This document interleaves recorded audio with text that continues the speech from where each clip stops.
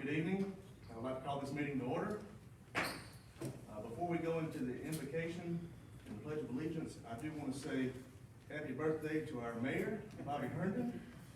I got a note up here that says R.G. Lewis wants to sing happy birthday. So is R.G. here? I don't see him. Okay, well, no singing tonight to you, so happy birthday. All right, if you would, please stand. We'll have our invocation and go straight into the Pledge of Allegiance. Let's pray. Heavenly Father, thank you for loving us. Thank you for giving us the opportunity to come out here and represent the citizens of the great city of Northport, Alabama.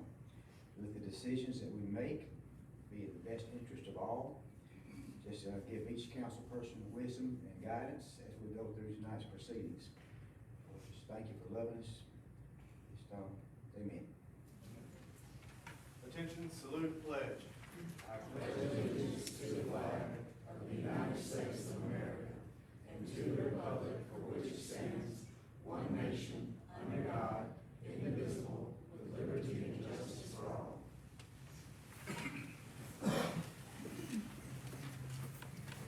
Ms. Webb, if you would call roll, please. Councilwoman Bobo. Present. Councilman Washington. Pro Tem Hinton. Here. Councilwoman Dykes. Here. President Hogg. Here. Item 4 is presentations. We have 2 presentations tonight.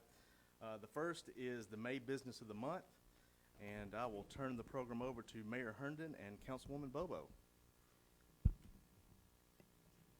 Anyway, Dr. Parker, you and your staff want to come up here, and we're going to present a little proclamation. Now, every month, we recognize an existing business in the city of Northport. The council people get to choose somebody, and we get them up here. While we're always searching for new businesses that come into our city, we want to recognize the ones that have been here, that have paid their dues, that are helping take care of our citizens. And Dr. Parker and his staff do a great job of taking care of the citizens of Northport and surrounding areas. So with that being said, we're going to read this proclamation. Whereas Northport Urgent Care is located at 2810 Lurleen B. Wallace Boulevard in Northport, Alabama, and has been at this location for 22 years. And whereas Northport Urgent Care specialized in family practice, is owned and operated by Dr. Jeffrey Parker, M.D., and whereas Dr. Jeffrey Parker, M.D. is able to combine 2 of his favorite passions, medicine and the helping the citizens of Northport. And whereas Dr. Jeffrey Parker stepped out on faith and prayerfully opened the Laser Skin Center, a full-service cosmetic laser spa, and whereas Dr. Jeffrey Parker, M.D., focuses on getting his patients on the mend and making Northport beautiful.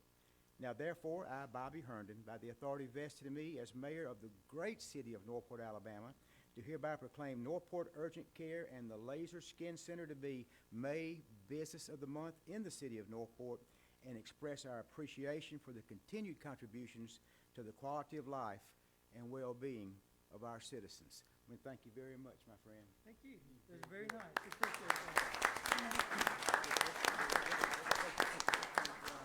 Christy, get here. Which one?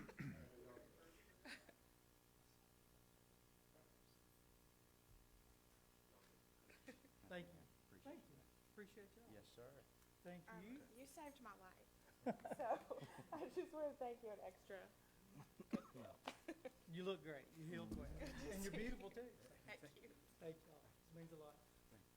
One more thing. This is sort of off script, but if I get Chief Burton, if you come up here for me, Chief.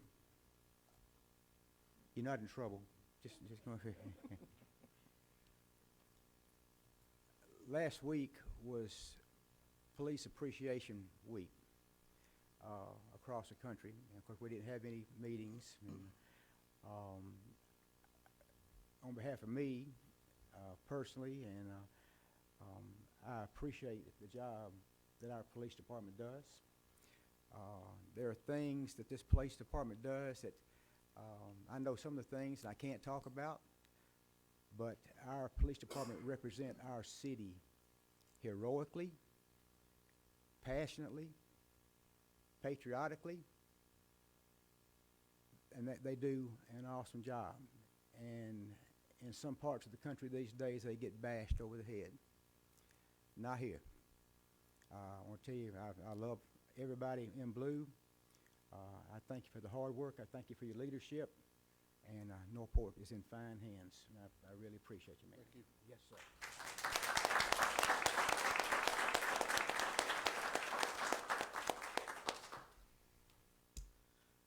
Mayor, I know you said that you speak on behalf of yourself, but I think you also speak on behalf of all the council as well, that we really appreciate the job that our police department does for our citizens.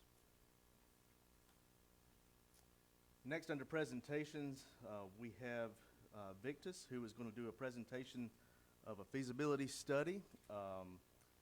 The council had charged Victus and Councilman Hunsaker to do a feasibility study in regards to a sports complex and a water park for the city of Northport. And this will not be a question and answer session, so to speak, but it will be more of a presentation that will be given to the citizens and to the council and mayor tonight. And we'll have plenty of other time after tonight's meeting to do more question and answer with your council representative. So, guys, appreciate y'all being here, and the floor is all yours. Well, thank you for having us. It's a pleasure to be here this evening. My name is Brian Connolly. I'm with Victus Advisors, and I also have George Dinas here from Councilman Hunsaker, and I'll go ahead and get started. This presentation is a result of a feasibility study that was commissioned by the city, engaging Victus Advisors and Councilman Hunsaker to do a market, financial, and economic feasibility study for the potential development of a multi-sport complex and an aquatic park in Northport. So some of the primary goals of this study were trying to understand what the market demand is and the market opportunity is in Northport for a new multi-sport complex and or an aquatic park, with a vision that this could be obviously for local use and recreation, as well as being a regional visitor drawing complex that could drive economic impact for the city of Northport. So this presentation over the next 20 minutes or so is going to have two sections. The first is going to be my presentation on behalf of Victus for sports complex market study findings. And then following that, George will speak on behalf of Councilman Hunsaker regarding the aquatic park market study. I'm going to move through this kind of quickly just to give you a sense of how we approached our market study process, and just give you some highlights of the types of research that we did to come to our conclusions. So we started off by first looking at the market, the primary market in Northport and around Northport for drawing visitors to a sports complex. So we analyzed, this is an example of analyzing population density. We analyzed the population, lots of different statistics related to local use and local demand. And then we spread out and looked at regional drive time zones that are common for sports tournaments. So the smaller circle there is about a 2.5-hour drive, and then the broader green circle is about a 5-hour drive.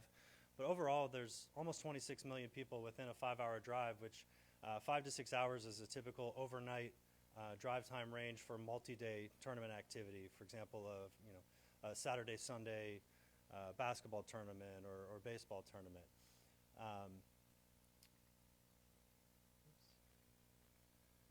We did an inventory of local sports facilities. We looked at both outdoor and indoor facilities, identified all of the existing venues within the Northport and greater Tuscaloosa market. We looked at what sports among youth in Alabama are the most popular in terms of participation. So this chart shows you Alabama high school sports participation in 2019.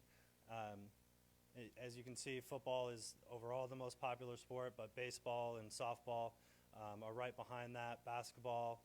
And in terms of girls' participation, volleyball is actually the highest sport by girls' participation. In terms of the local facilities that we looked at, a couple of the key takeaways we found is that there's the city-owned Kentuck Park already. which includes 6 ball fields, 5 of which are youth baseball, softball sized fields, and then 1 smaller field. In the rest of Tuscaloosa County, there are 3 other outdoor sports complexes that have 4 or more baseball fields or softball fields as well.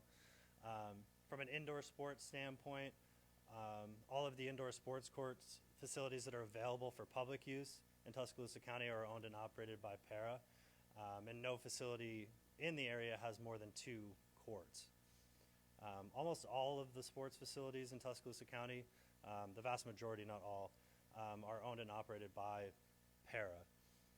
When it comes to school sports facilities, university facilities, public access to those is limited. School activities typically have priority over outside user groups. And then, as I mentioned before, the most popular youth sports that drive demand for sports facilities are football, baseball, softball, basketball.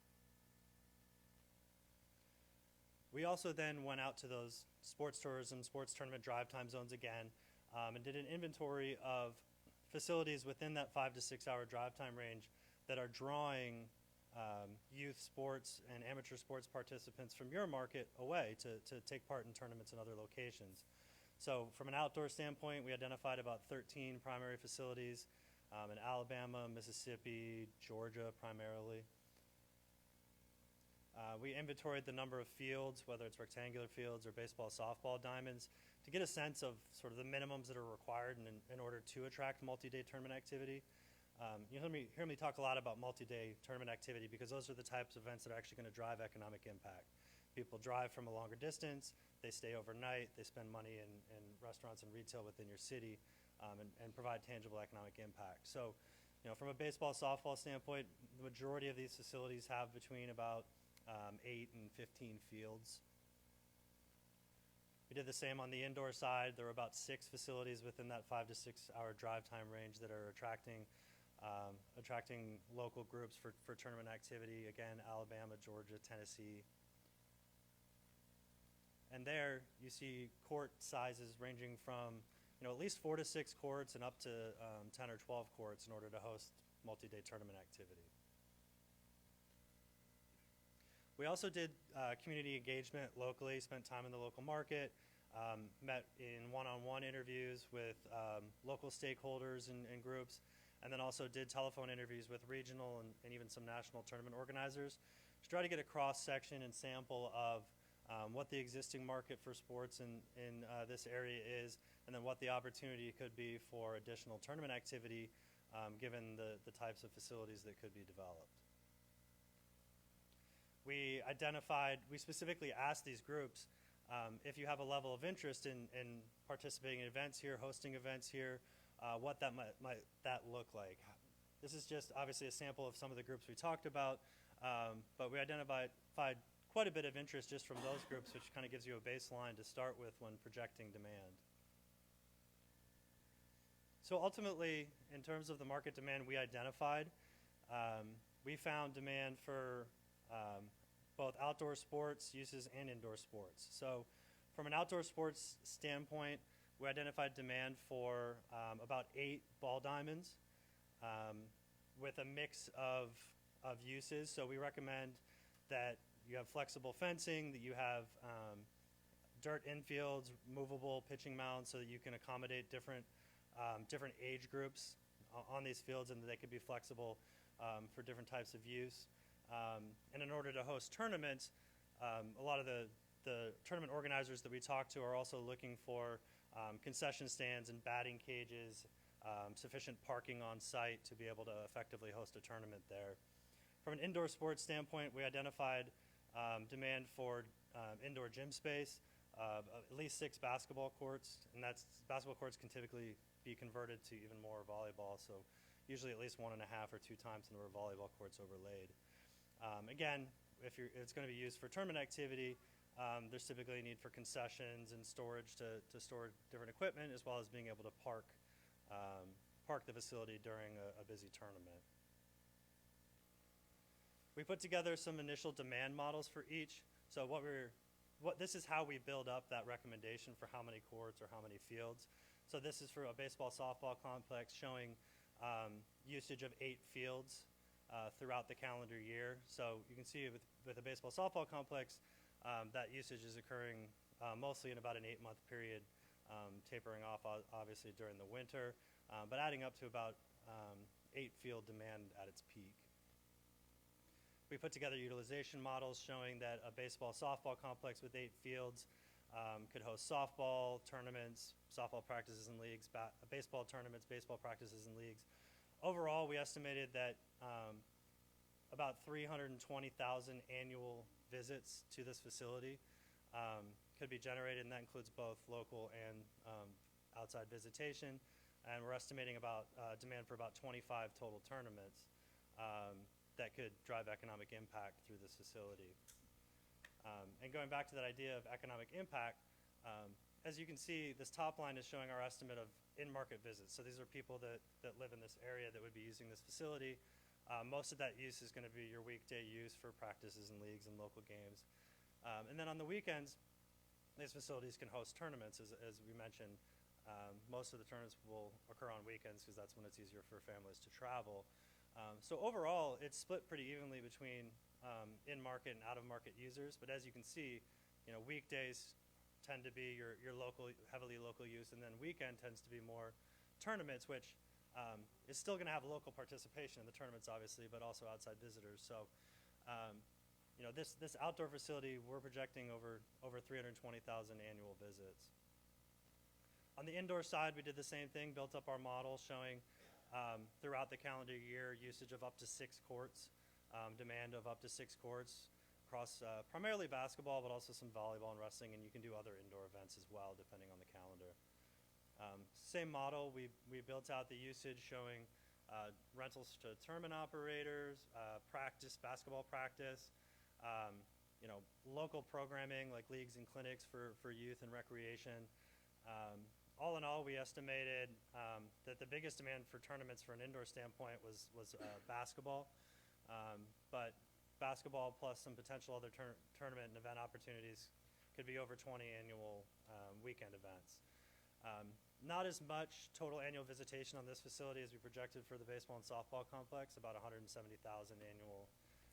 annual visits. And again, you'll see that it's weekdays, heavily local use, weekends is more tournament oriented, and projecting about half the visitor impact as the outdoor sports for this indoor model.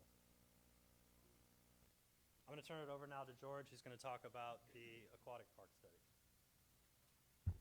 Good evening. It's a pleasure to be here and talk about and discuss what future aquatic park could look like within the city of Northport. And so what we have done is similar to what Brian has done.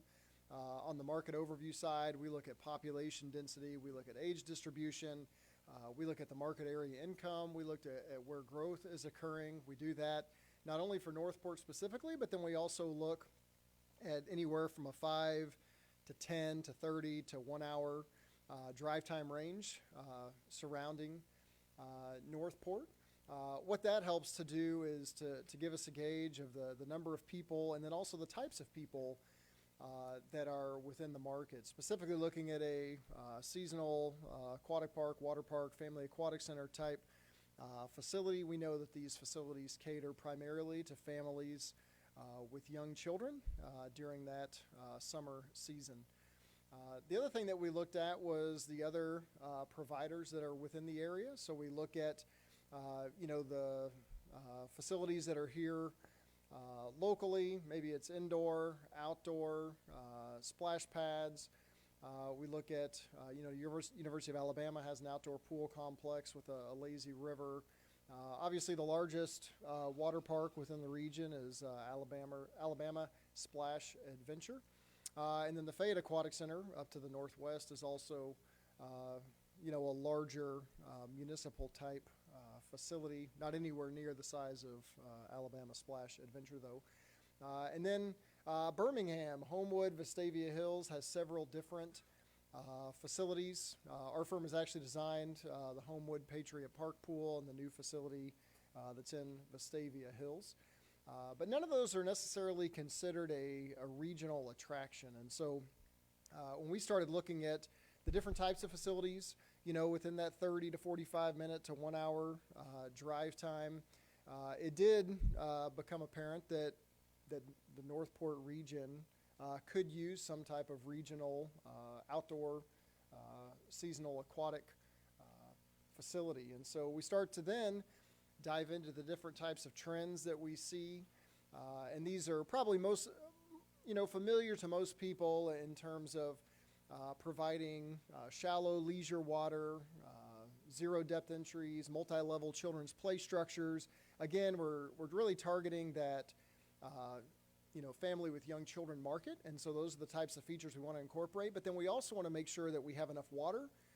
So we need to have, a larger leisure pool. Maybe it's a lazy river incorporated into that. But then we also want to have thrill attractions. We don't want to leave the teens out of the facility. And so we want to have a well-balanced facility that the whole family can attend. And so that's where the water slides and the bowl slide there you see in the bottom right corner comes into play. The floatable water walks are very popular, and then maybe a drop slide. But then we can also incorporate some other, features like maybe just some lap lanes. We're not necessarily building a competitive venue, but we can work in some lap lanes so you have the opportunity to multi-purpose that leisure water for lap swimming or water fitness classes. Swim lessons, can be taught there, which is a huge part of any type of outdoor seasonal aquatic facility because that's where most people get first introduced to the water.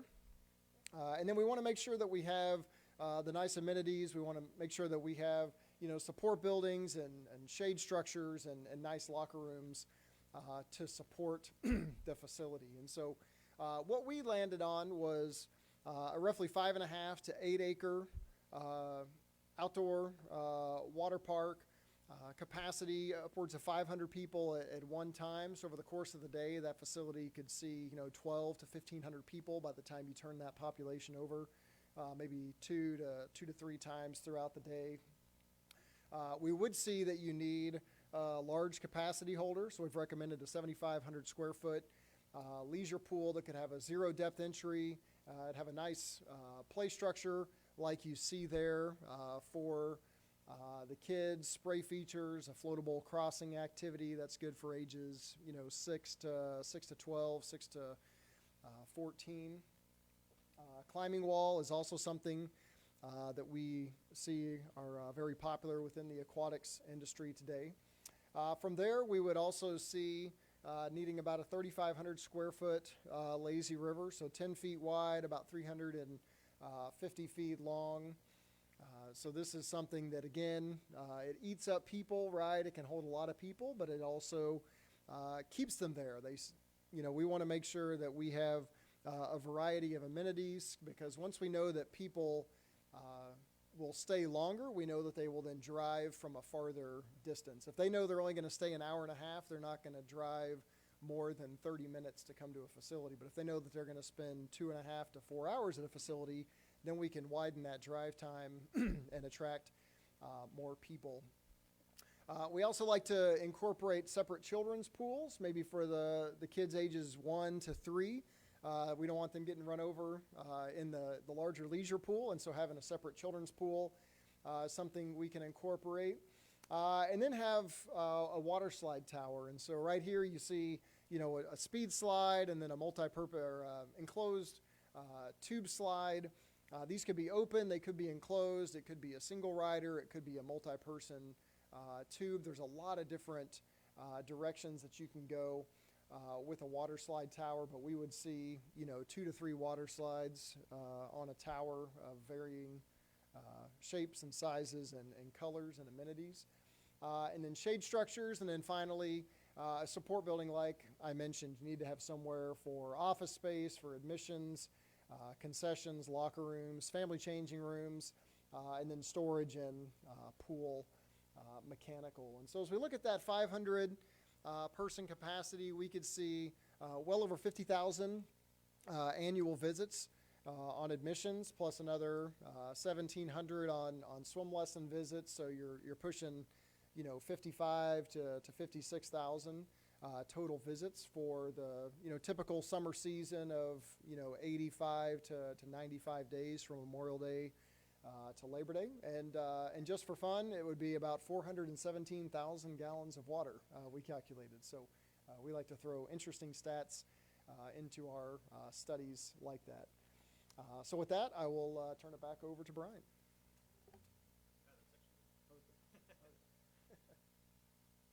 That's it.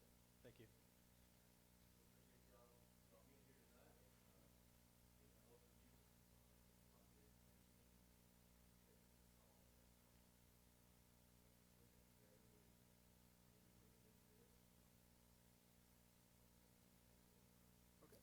Thank you all. Before we go to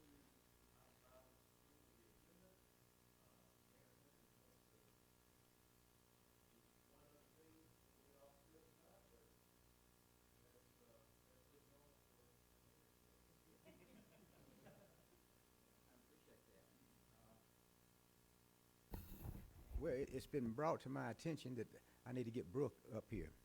So Brooke, if you'll come up here. Okay. Unbeknownst to me, before the meeting started, this is National Public Works Week. I guess you knew about it, but I did not know about it. And I just want to tell Brooke, as the director of our Public Works Department, what a great job they do. As far as they maintain the garbage, they maintain the trash. Anytime anybody's got a problem, they always call them Brooke's office. And she gets the things handled. She takes care of everybody. But we've got a great she's got a great staff. We've got a great bunch of employees out there, from the supervisors to everybody that works for the Public Works Department.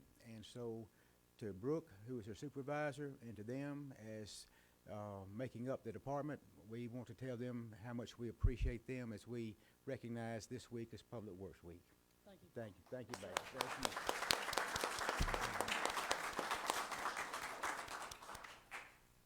Thanks, Mayor. Item 5 is approval of the agenda. Is there a motion to approve as printed?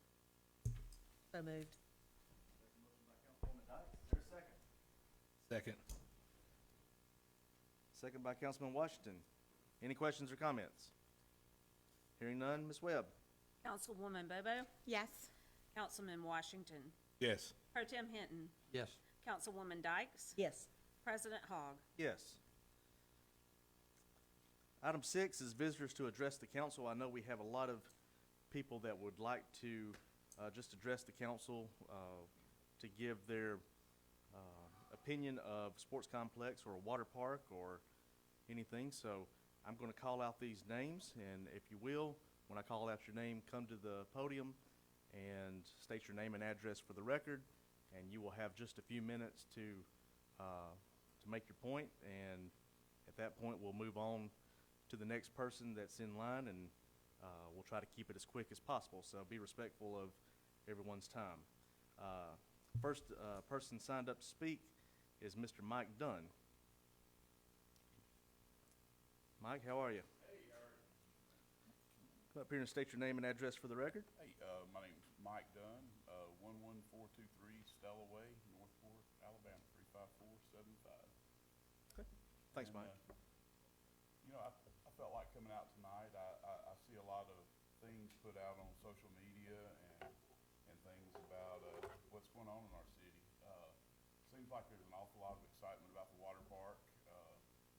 Just doesn't seem any of the citizens are as willing to engage in conversation or act upon their interests. You build a Taco Bell in their backyard, and I think you get more attention. And in my opinion, the water park is something that would benefit our families, children from now on. And I see a lot of people that are always asking why we don't have a national branded steakhouse or an Outback, things such as that. And I know that if the water park and sportsplex is actually built and comes to fruition, then won't be long that hotels will follow suit when they decide, hey, how many hotel rooms does Northport have? hotel rooms, I don't know, but Not many. we have just three motels, I believe, and we have one hotel. There's nothing like a Being 3 built. or 4-star hotel in Northport, right? Right, not currently. And I feel like if we want those things, these Outback Steakhouses, a Starbucks, things like that, I know that these hotel chains are greedy. If they feel like they can pick up $1 and pick up an area that would maintain quite a vacancy or lack of vacancy, they would definitely look into building here. I also know that these nicer hotels, they don't want to build in a place unless there's a sit-down restaurant within walking distance. Is that right? Something like that. Yes. And so it seems like all of it works hand in hand to achieve what every citizen in Northport I've seen on social media and heard talking wants to accomplish. You know, we all want these nice sit-down restaurants and places to go eat, take our family to. But if we don't get out and participate and support, I don't know how we're ever going to get there. And I don't know if my visit here is more of a rant, a wish, or whatever. But you know, I want these things, and my children are coming up. And, you know, one day I'll have grandchildren, and you know, they're going to want these things. Northport's been my home for a long, long time, and my family's home for a long, long time, and we don't plan on changing that. But Well, Mike, I think you make a very good point that it's not always about what it is about what else it brings and That's what right. it breeds off of it. So it's like the water park or sports complex. It might not be something that makes the city money or profit, but it's quality of life service that attracts other expands indirect revenue to the city, and to see other things that come in because of that. So you do make a great point. And I was just curious, out of all the visitors that were, they were speculating would be annually, I wonder, is there a number of those, is there a number or an accurate number that would reflect how many of those may be overnight or weekend visitors? I don't know, but I'll find out that information and get back in touch with you. But Man, I remember having a franchise business years and years ago at the New Winn-Dixie, and everyone was talking about it and loved it, but you just didn't quite get the support. Now, you could do something to aggravate one person, they'd tell 50. You could do something, you could give away something and it would please one person and they'd tell 2. So, right, it's just hard to please everyone. I agree.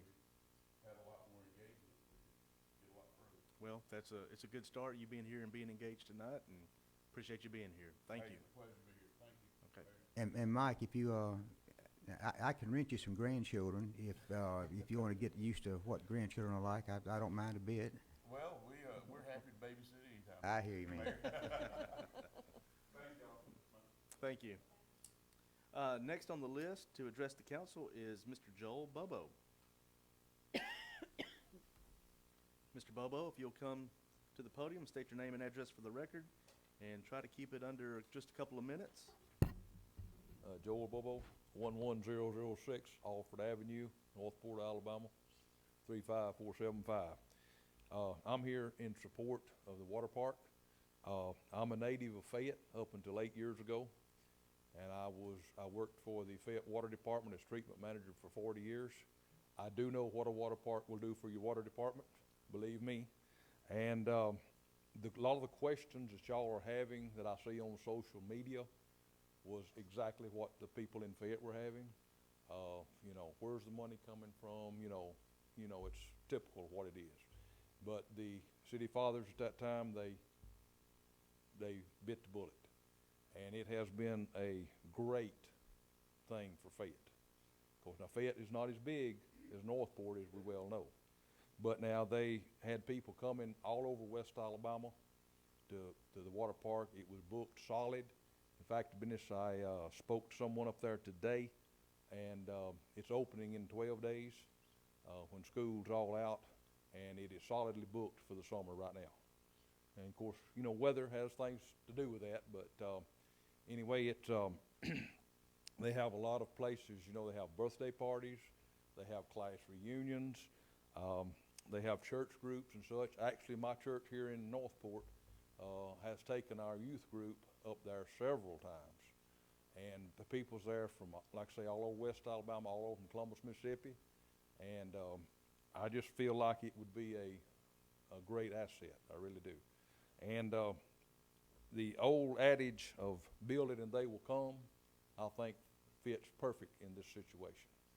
And I don't envy y'all's job and your decisions, because you're going to make some people mad. You ought to work for the water department for 40 years if you think you're going to make some people mad. But everybody wants their water, you know. So it's going to be that way. But I can truthfully say that it has been a great asset. The first year now they had a few hiccups, don't get me wrong. And I retired in 2013, and they had built it about 3 or 4 years before then, so I had some experience when they were there. And I believe it would be a good thing. Now, Fayette doesn't have a sports complex. However, the water park is located within the city park, and they have baseball and all kinds of adult activities in there that a lot of times the people will come and leave their children at the city park. And as these gentlemen were talking about the lazy river, man, they had to put that thing in the second year. You know, they went crazy over that. And it's You can't have a big enough lazy river, that's for sure. you cannot have a big enough lazy river. And the gentleman also was talking about his children and grandkids. I have 6 grandkids, 3 here and 3 in Fayette. And they fight to go to Fayette or go to the water park all the time, especially in the summertime. And I just feel like it would be a great asset, a great drawing card. I believe they'll come. And a lot of people, as the gentleman was saying about the Alabama Splash Park in Bessemer, I believe it is, a lot of people don't want to go to big places. They'd rather go to one that's more family friendly, you know. And Fayette has been very successful, and I'm sure that they might talk to you. They don't want to lose anybody, you know. But I support it 100%, and I believe that it would be an asset for Northport. Well, we really appreciate you being here, Mr. Bobo, and I think one of the key points of what you just said was basically, if I can put it in my own words, invest in yourself. Right. And if you invest in yourself and have the wherewithal to withstand any criticism or anything Right. else, that in the long run you'll see a very good benefit. Yes, I totally agree. Okay. Thank you for being here. Yes, sir. Thank y'all. Thank you. Next on the list signed up to speak is Miss Lauren Peabody. Is Miss Peabody here tonight? Don't see Miss Peabody. Now, I do see a lot of people in the audience tonight. I'm sure a lot are here either for or against the idea of the presentation of this feasibility study that we had the presentation on. Just as a point of personal privilege, is there anybody here that is for a water park or a sports complex? Raise your hand. Anybody here against? Okay. Anybody here that did not sign up that really wanted to have something more to say than what was just said by the first 2 individuals? Okay. Come on up and state your name and address for the record. Christine Pugliese, 4445 20th Street, 35476. Okay. I was here almost a year ago to the day talking about a water park and how I wanted it when I became a resident of Northport. I think the biggest point I wanted to make is that COVID actually killed a small business in Northport, Swim Kids. And if we had a water park, it would make more opportunity for small businesses like Swim Kids and other competitors to actually come back and have swimming lessons for our kids. It's something that I really miss having whenever they shut down, because we don't really have any other small businesses like that in Tuscaloosa or Northport. So it's a really big thing that would push us to have more businesses in Northport. I agree.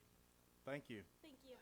The anytime you deal with water or anything else, I mean, teaching your children or anyone how to swim is a lifelong lesson, just like riding a bicycle, that you'll never forget how to do that, and that definitely helps. So That's a very good point. It's all about fun, but you also have to have the safety aspect too. I think there was one other person. Brian, if you'll come up here and state your name and address for the record. My name is Brian Chandler, 12553 Windward Point Drive, 35475. I am originally from Coleman, Alabama, which is one of the locations where in the state of Alabama has a water park, and I know it has been mentioned a few times.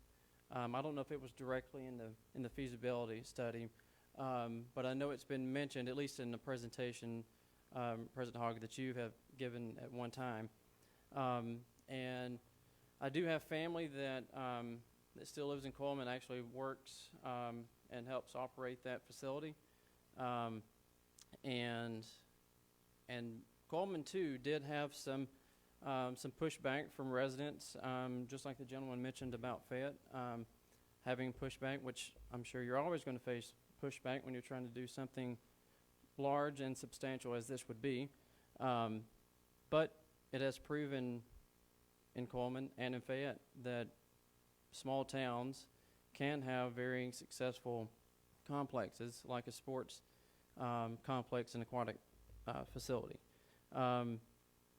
And, you know, there are a lot of people that obviously when they want to visit a water park have to drive out of town.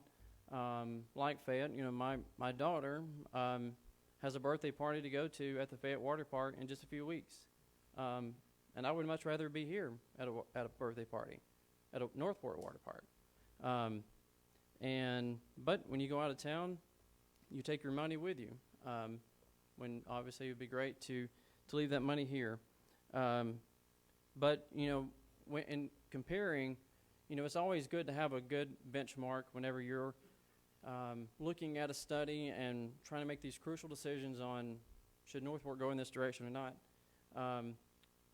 And of course, I continue to use Coleman as my example because there are a lot of similarities between the two cities.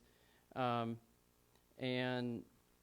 some of the categories that I think are very important to think about are population, median income, and median age. Age, I think, which mentioned in the study, is crucial because I do think, for the most part, water parks do attract a younger age for families with kids, teenagers, but the lazy river's for everybody, right? So, Me, I know that. so looking at those categories of population, median income, and median age, looking at what Northport has, Northport's population has 10,000 more residents than Coleman. The median income is $20,000 more, and the median age is 6 years younger. So looking at those categories, if Coleman can be successful at this with less people and an older median age, I think Northport can too. Do you know what Coleman City Council just did? That is one of my next points. Okay. You know, My Coleman. bad. Go No, right ahead. no, I'm sorry. I do have a few points, but I do appreciate your time. But Coleman did open their facility in 2009.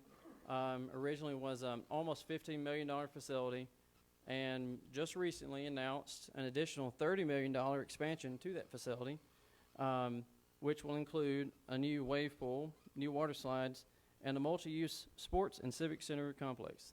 Sounds familiar. The water park obviously quickly became a hit in Coleman. That originally facility was more geared toward fitness, but Coleman quickly realized that the money and the revenue generation is with the water park. So knowing firsthand, growing up in Coleman and seeing what it was like to not have much to do there, and now seeing what Coleman is like now, it very much was a culture change for Coleman, and seeing and opening the eyes of the residents that something like this can be successful in a small town. And I do consider Northport a small town, but small towns can do big things. And I think now is the time for change of culture in Northport, and hopefully that can be done. And I do have just a short email that I actually got from the director of the Coleman facility, just kind of pinpointing some things that were that have been successful at the Coleman facility. And really, when it comes to a water park, a sports complex, obviously, you know, it's for sports. There are a few other things that can be done outside of that for revenue generation. But with a water park, there's really endless things that you can do to generate revenue from potential swimming lessons or private rentals. So, and they do have a good bit of data in Coleman where people have driven an hour and a half to 2 hours just to come to their facility. So people driving from out of town to your area does prove to be true. So that's really all I have. You could have my job by saying all that. I don't think I want your job. So. Well, Brian, I do appreciate you coming. I know from what you're saying that you feel like with looking at other municipalities that have taken the bullet and went ahead and done something like this, that they look to be proven to be successful as a quality of life service, and that I know there's $30 million that was allocated for Coleman, but I think 18 million of that was going to the actual water park with slides and various features, and I think the other 12 was going for the actual convention type center that they have there. So you can tell that if this was not something that was heavily used or bringing in indirect revenue to the city, that other cities would not put up that kind of money to do something like that. So I do agree with your points and appreciate you coming to speak. Thank you. Thank you. If there's no one else tonight, we are going to go on with our agenda as printed. So I do want to thank everyone that came tonight to hear the presentation. I hope that gave you a little bit more information on Sports Complex and Aquatic Center. And if there's any additional questions that you do have, please contact the mayor or the city council member of your district. Or if you live outside the city limits and want to contact me, please do so. Our email addresses are on the website. Give us your questions, your thoughts. We'll be glad to try to hunt down the answers and get a response back to you. So once again, thank you for being here for the ones that came for the presentation of the feasibility study. Item 7 is unfinished business. 7A1 is a second reading of a conditional use to install public utility infrastructure located at 10th Street and west of 14th Avenue. Ms. Ram. Yes, sir. This request comes from C-Spire. They are proposing to install a cabinet and to house fiber infrastructure and a generator at this site. The Planning Commission's recommendation is to approve the conditional use with the stipulation that landscaping will be added, and that would be maintained by the property owner, and that also opaque fencing also be included. If that is the wishes of the council, that would need to be added to your motion tonight. Okay, and just for point of clarification, we do have to open up the floor for a public hearing for this. And then also, this is RS4 zone, which is single-family residential, but under the conditional use, public utilities are allowed in that zone. So with that being said, I will open up the floor for a public hearing for this agenda item. The floor is open if anyone would like to come and speak for or against this item. Seeing none, we will close the floor. Is there a member of council that would like to make a motion to grant the conditional use allowing C-Spire to install public utility infrastructure located at 10th Street and west of 14th Avenue? Mr. President, just a matter of clarification, does that include the landscaping and opaque fencing requirements or not? I will defer to the lady who made the motion. I just wanted to be sure one way or the other. Okay. Thank you. Landscaping and okay. Got it. So that is a motion by Councilwoman Dykes to grant the conditional use of C-Spire to install public utility infrastructure located at 10th Street, west of 14th Avenue, landscaping and the fencing. Is there a second? Second. That's a second by Councilman Washington. Any questions or comments? They're aware of the conditions. Yes, sir, they are, and they agreed to those at the planning commission meeting. Very good, thank you. Okay, any other questions or comments?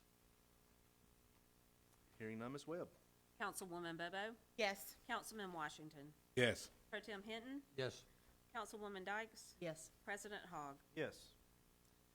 8A1 is a first reading of a permanent resolution accepting infrastructure on Union Chapel Road. Mr. Barnon? Yes, sir. This is the Union Chapel realignment project, and we've done the final walkthrough with AlDOT and the contractor, and we're ready to accept the infrastructure. Okay. I will offer that for a first reading.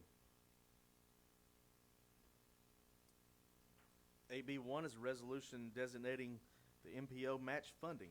Mr. Barnon? Yes, sir, President Hogg.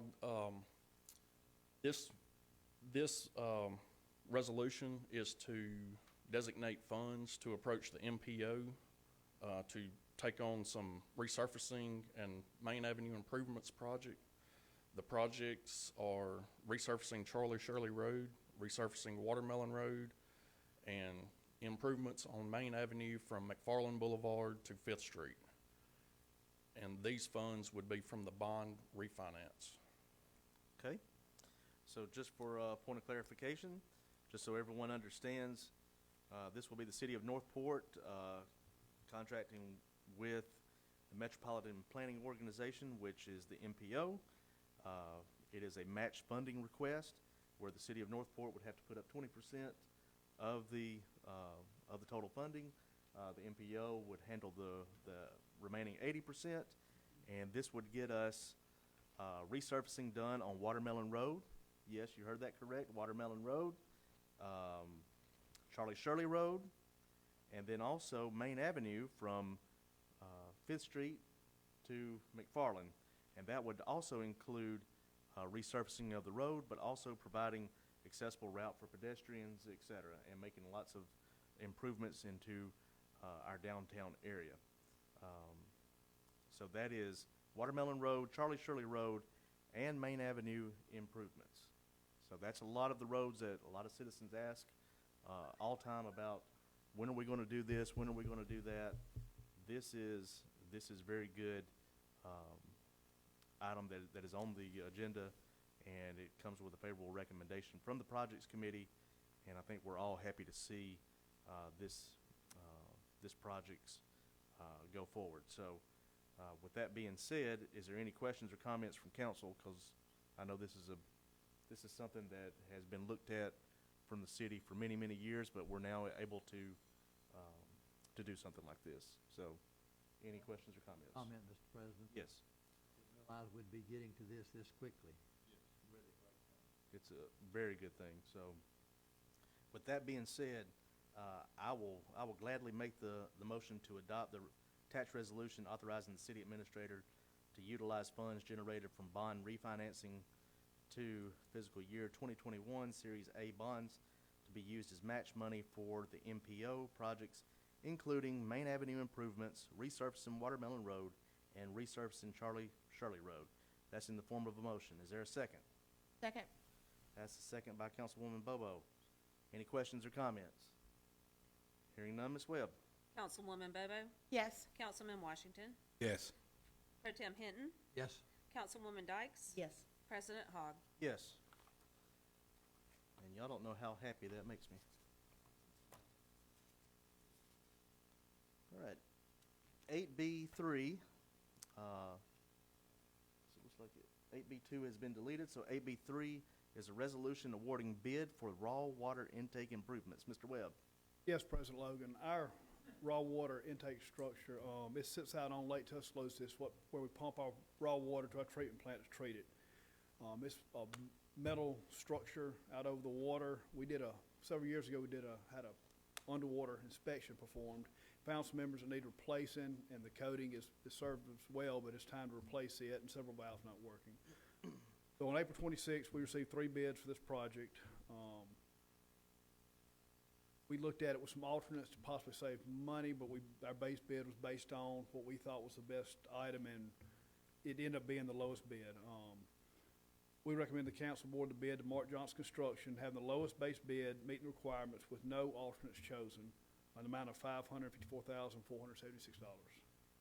This is one of our 2021 capital projects. Okay. As a part of the 2021 capital projects, is there a member of council that would like to move to approve this resolution? So move.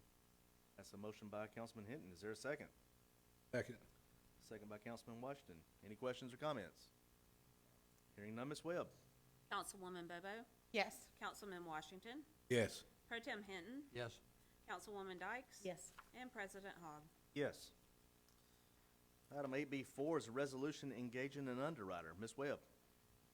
Yes, President Hogg and Council, as you recall, and as we've just highlighted previously with the MPO matching funds, the city is in a position to refinance some existing bonds, and in order to do so, we need to engage the services of an underwriter. We have previously utilized underwriters and bond counsel for bond issuances. The Finance Committee has received presentations from both Fraser Lanier as well as Raymond James. And during our last finance meeting of last week, the financial benefit of the refinancing of these bonds were discussed, and it was recommended that we move forward with the refinancing.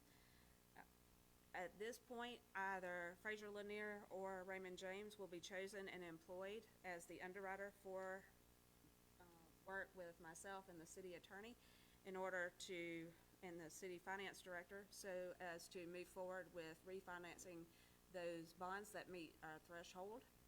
And the proposed resolution will also authorize myself and the city attorney to employ bond counsel for this bond transaction.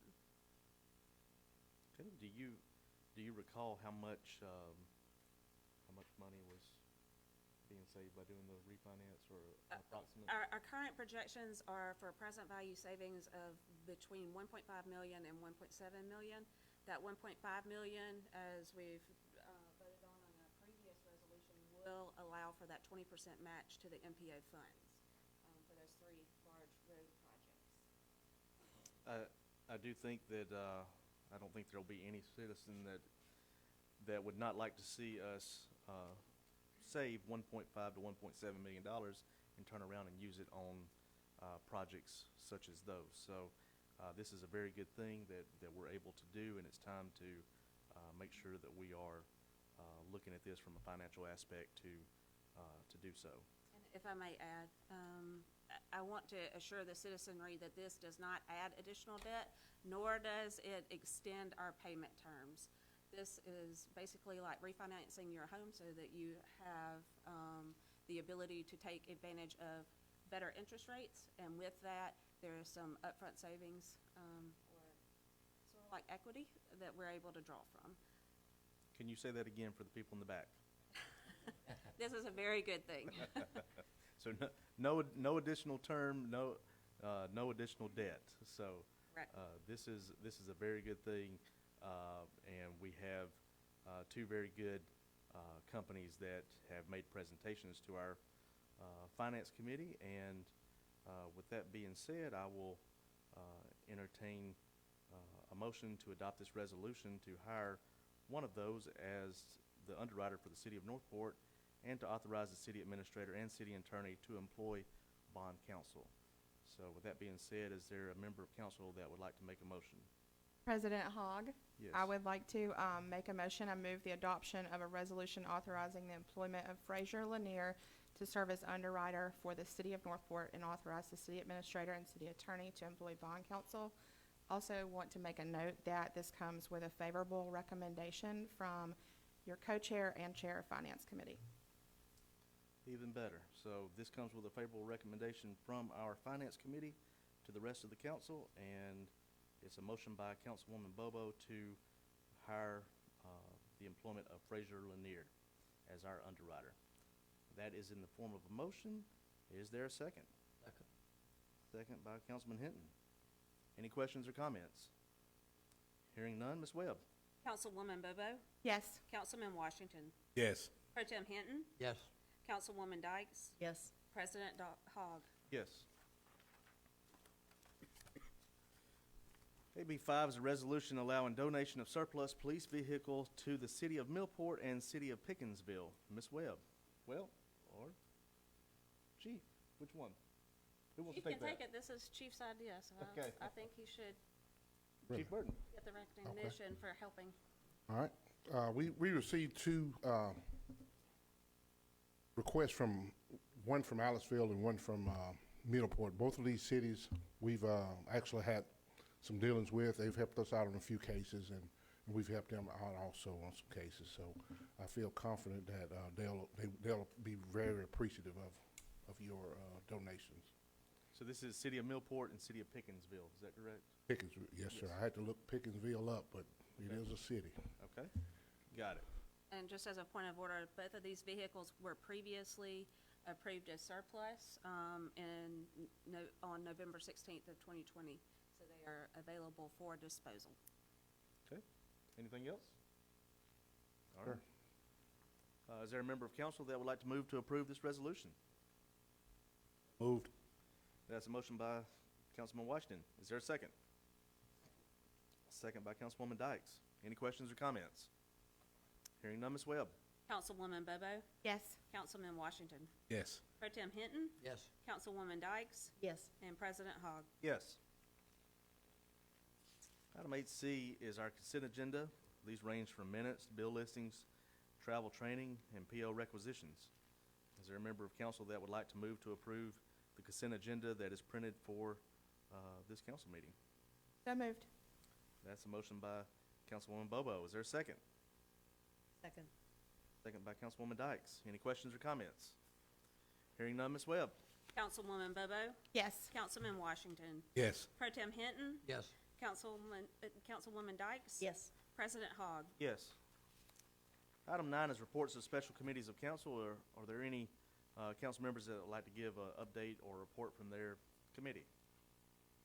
I think we just heard of one from the Finance Committee, so that was a very good thing. We also had one under the Projects Committee, which tied in with the Finance Committee of doing the 3 projects of Main Avenue, Charlie Shirley, and Watermelon Road. Is there anything else? I think that's good enough for tonight, too. All right. Item 11, City Administrator's business. Before we get to the business item that is listed on our agenda, I would like to say thank you and good job to our Utilities Department and to Northport Fire as well as Tuscaloosa Fire Rescue for handling a situation and being very proactive today with a unscheduled maintenance item that had to be addressed, and this was approached professionally and with the most care that could be needed, and I just appreciate the teamwork that I saw and cross-governmental lines, the response that we had there as well. So thank you, guys, and I appreciate your effort. On to our business, July 5th is the date that the city of Northport will be observing the 4th of July holiday. That would have been our normal first Monday meeting. I need to know whether council would like to move that meeting to perhaps the following week, perhaps July 12th, or reschedule to some other time so that we can continue forth with our business. I could be wrong, but I think in the past we have maybe move that over one day to maybe a Tuesday, if there wasn't anything that was conflicting, such as planning and zoning or anything else, to keep the first and third week, because if you move it to the second and fourth week, then you're back again on the first week of the next month. So that's. Do you have any conflicts? We do Ms. have Rowland? a planning commission work session that night. Okay. It's just the work session, it's not the regular meeting.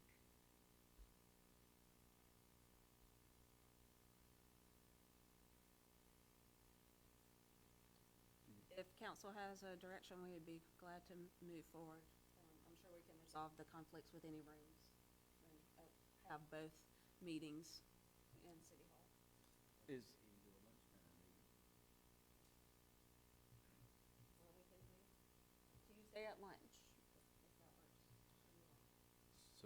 Tuesday at lunch? July July 6th. So noon, July 6th, and keep our regular scheduled council meeting on Monday, July 19th. Does that sound okay with everyone? Okay. If that's the case, I will make the motion to approve changing the July 5th council meeting date to Tuesday, July 6th at 12 noon. And that is in the form of a motion. Is there a second? Second. That's a second by Councilwoman Bobo. Any questions or comments? Hearing none, Ms. Webb. Councilwoman Bobo? Yes. Councilman Washington? Yes. Pro Tem Hinton? Yes. Councilwoman Dykes? Yes. And President Hogg. Yes. Okay. Anything else under city administrator's business? Not from me, thank you. Item 12 is departmental business. We have one item tonight. It is Tobacco and Beyond LLC. This will be Chief Burton. Yes, sir. We have a application here from Tobacco and Beyond. It's a transfer of license, so this is not a new one. This is a transfer of license. It's located at 1013 Lurleen Wallace Boulevard, which is the discount tobacco outlet right now, currently. Right next to the Mavis Tire Center. Yes, sir. And Okay. there were no issues with the application at all. Okay. With this being a transfer of license, of course, we have to open the floor for a public hearing regarding this agenda item, so I will open the floor for a public hearing. The floor is open if anyone would like to come and speak for or against this agenda item. Seeing none, I will close the floor. And if there's a member of council that would like to move to approve or deny the ABC license for Tobacco and Beyond, please do so. So move. That's a motion by Councilman Washington. Is there a second? Second. Second by Councilwoman Dykes. Any questions or comments? Hearing none, Ms. Webb. Councilwoman Bobo?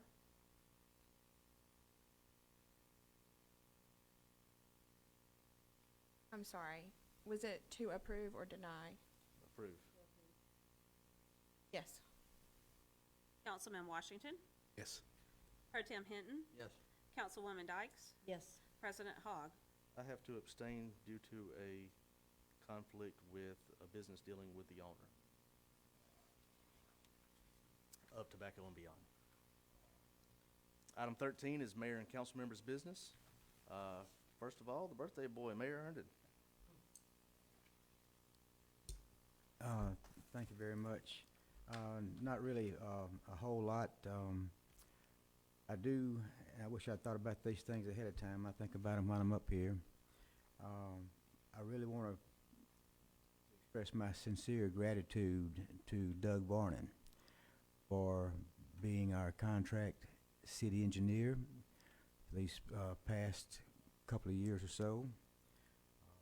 Been an asset to the city staff. Doug, we wish you the best in your further endeavors, and like I said, I appreciate you. I think we all can agree with that. Doug has been in a vital role for the city of Northport, has done a very good job, and I plan on still working with Doug as we move forward in some kind of capacity. So I do agree.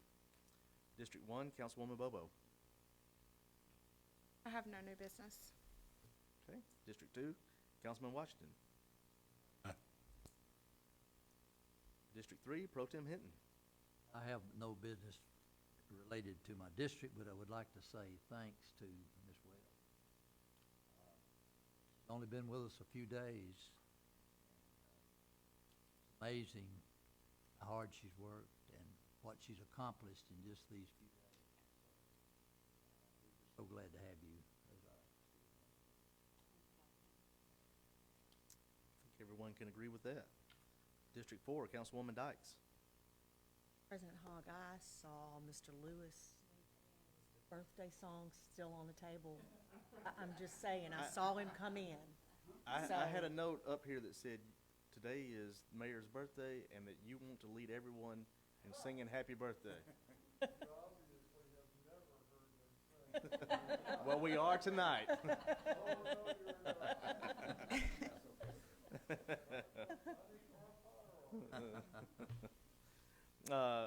Under District 5, I don't have anything to report for my district, but I do want to thank everyone that came out tonight to hear the presentation of the feasibility study for the aquatic park and the sports complex.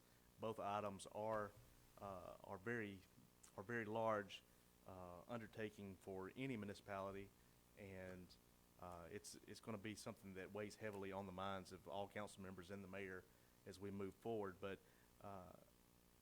from what I can tell is that both items are definitely needed in the city of Northport. But once again, the answer is always money.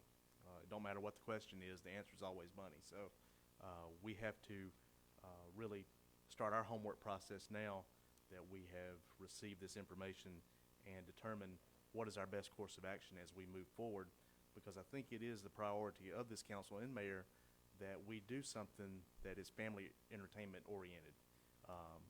And it doesn't really matter which one is first or if it's something totally different, but we do want to make sure that Northport stays family friendly and that we do things that people will want to move here to Northport to raise their families. And I think that's the biggest key to all of this is, either sports complex, water park, or anything else that's privately owned. So I do want to thank everyone that did come out tonight for that, and also thank the guys from Victus and Councilman Hunsaker that made the presentation. Item 14, we have an executive session on the agenda tonight. This is for to discuss retail and economic development. Is there anything I should add to that, Mr. Davis? Chairman, we expect it to be, or Mr. President, rather, forget where I am. We expect it to be approximately an hour, and there will be no action taken upon, we'll just again reconvene to adjourn. There's no reason for any of the department heads to stay. Okay. So just reiterating that, this is an executive session to discuss retail economic development. Should last no longer than 1 hour, and it's anticipated that the council will not take any action, and the staff does not have to stay any longer. We will also, before we go into executive session, if there's any member of council or mayor that would need to talk to the media, talk to a constituent, or to take a restroom break before we go in, we will take a 5-minute break in between now and the executive session. So that is in the form of a motion. Is there a second? Second. That's a second by Councilwoman Dykes. Any questions or comments? Hearing none, Ms. Webb. Councilwoman Bobo? Yes. Councilman Washington? Yes. Pro Tem Hinton? Yes. Councilwoman Dykes? Yes. President Hogg? Yes. We are in executive session.